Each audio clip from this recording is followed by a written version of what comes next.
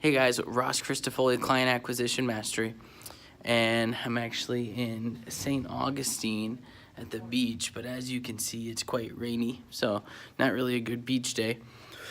But I hear gurus and people who sell training who talk against cold calling, cold emailing, and things like that, and they're saying that the reason why you should not cold call is because it puts the ball in their court. And I'm here to defend that, here to argue that, because I highly disagree.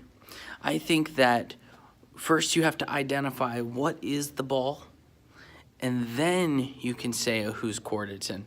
So let me give you an example. What is the ball? So the ball is whatever's at stake. Now, if you think about it, we produce an ROI for people, right?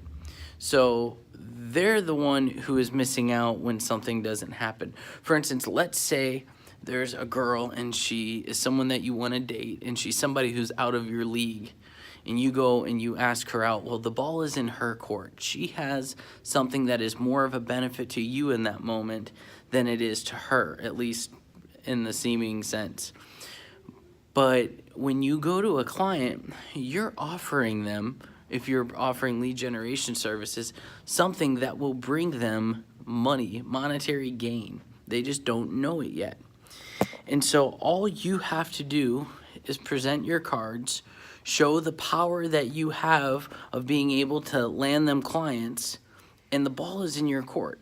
So the whole time the ball is in your court, it's just you have to get that across pretty early.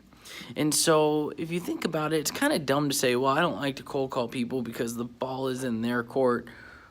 Are you afraid that you're not going to land them? Like, are you so desperate for cash that, they hold your next monthly rent? Well, no, it's a numbers game. It really is. People like to say it's not a numbers game, but it really is if you think about it. And those who know their numbers are the ones who are doing really well. Now, I admit it's easier to land a client when they came through a client acquisition funnel. I have client acquisition funnels, and one that I teach in the program works really, really good. Sean landed. I saw just recently, in total now, over the last month and a half, he's landed like $15,000, $16,000 a month worth of new business through the client acquisition funnel that I launched. But when you think about that, people are coming to you in that sense, but when you talk to them on the phone, the ball is still in your court. In the same way, you still have to you still have to sell them on the product.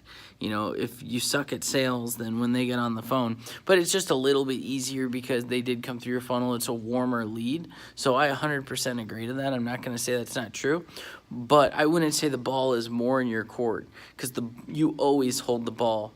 You always have the power, and if you don't, you're doing something wrong. So anyways, that's my take on whose ball is the court, or who has the ball in their court.